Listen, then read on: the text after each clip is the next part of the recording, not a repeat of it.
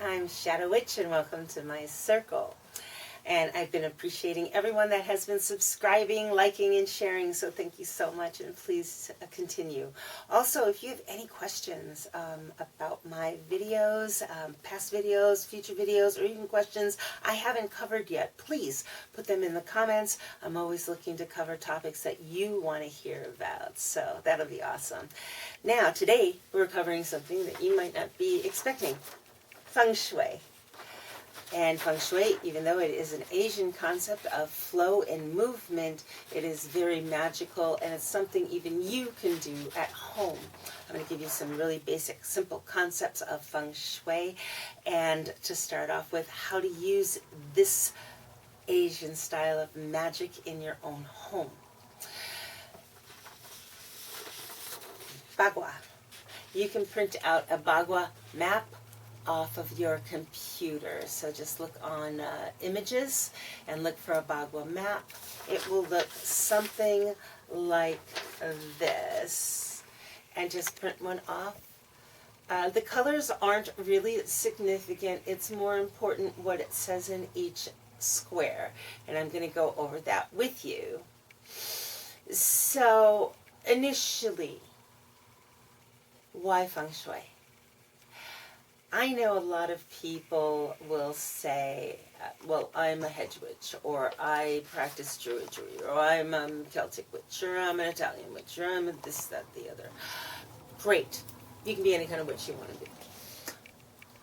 I don't limit myself or restrict myself. I'm going to use it all. There's all different styles, all different practices, and I take a little bit of this and a little bit of that. And no, I don't call myself an eclectic witch. Enough with the titles. I'm a witch. Period. It works for me. So with Feng Shui, I find this to be very helpful, the Bagua map, and I will show you how. Again, Feng Shui or Feng Shui, Fengshui.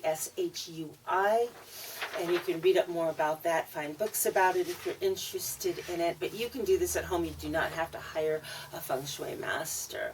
Now, I wrote out this chart, which is the same as this one. It's a little bit bigger, and I'm going to tell you which each square represents. And you can write this down, or you can pause this video so you can copy it down yourself.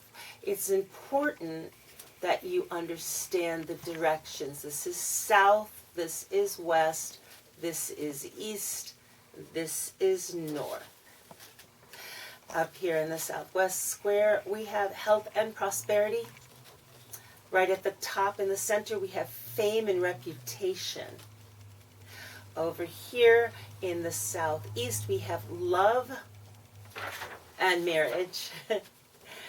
And then down in the next row, starting in the west, we have your core health and family and ancestors. Unless you do a lot of ancestor work, it's primarily for your family. Right in the center is your health and well-being. And over here to the east is children, or if you don't have children,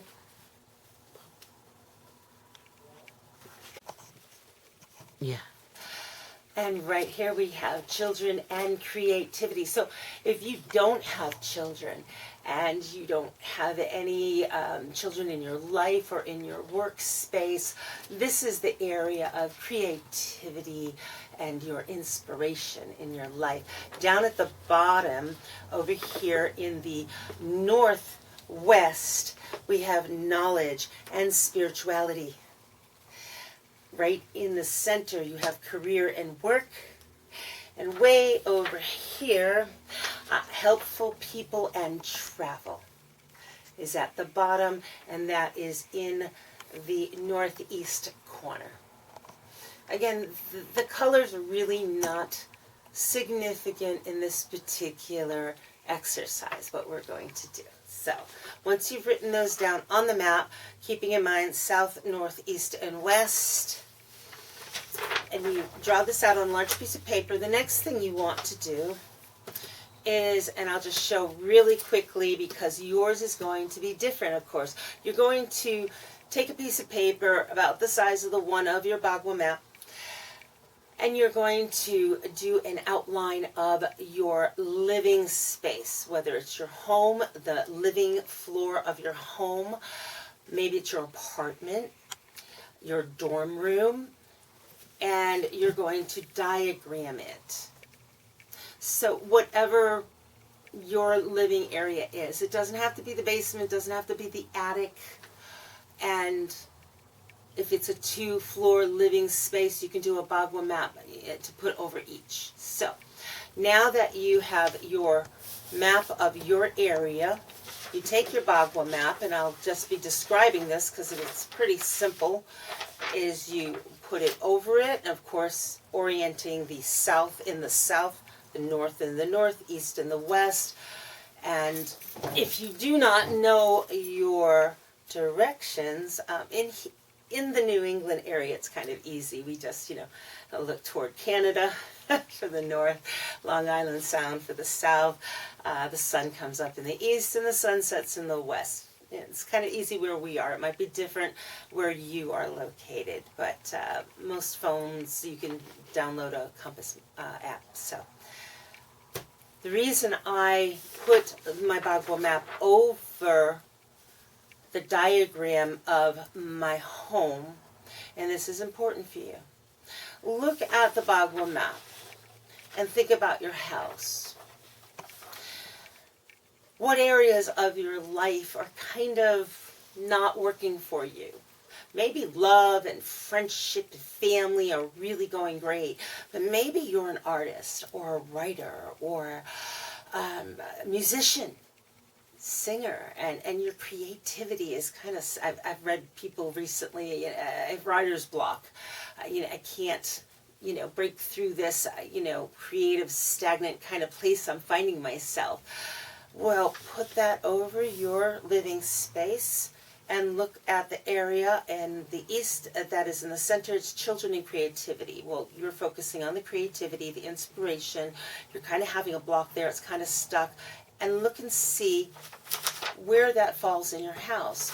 You might be surprised or not surprised to find out it's a room in your living area that might be cluttered, that maybe you've been putting boxes of old things you're intending to get rid of and you just haven't cleared it out yet, and more things are getting piled in there. Maybe you're planning for a tag sale or a rummage sale or a garage sale or whatever you call it in your part of the world, and it's just kind of getting built up and stagnant. That can really slow down that creative process.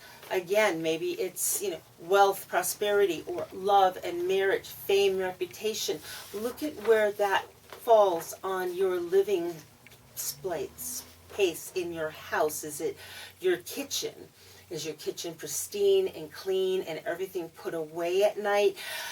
In that respect, there is an old magical wives' tale, folk magic, call it what you will, that if you go to sleep at night and your kitchen is not put to bed properly, there's dirty dishes in the sink, perhaps pots and pans on the stove, things are not wiped down properly, trash is not thrown away in the receptacle, it will affect your sleep.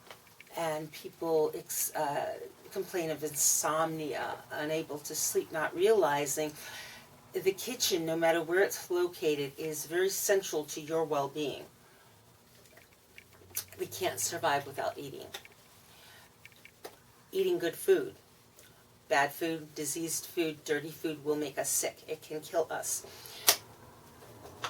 The whole concept of Feng Shui is movement and no flow, and not stagnant and not dirty, and it has to be kept clean, and wind, and it's a whole concept that has been proven, especially in Asian countries, to be very, very effective, very powerful. If you bring this into your home, and it's not hard, just move a few things around, and you might find that things start to move a little bit more freely in your world. So print out a Bagua chart. This one here, I wanted to tell you, does say front entrance at the bottom.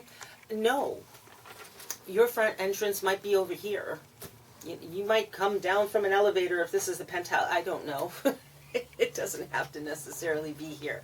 So that is absolutely nothing that you need to pay attention to.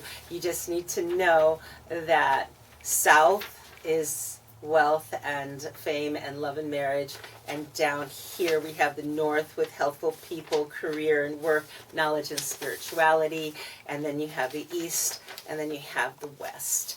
And if you follow that, place it over an outline of your house and just kind of look at what's going on in your life and compare it to what's going on in your living space, and you might be surprised at a little bit of rearranging can make a lot of difference. So this is Shadow Witch. Thanks for visiting my circle, and I'll see you soon. Blessed be.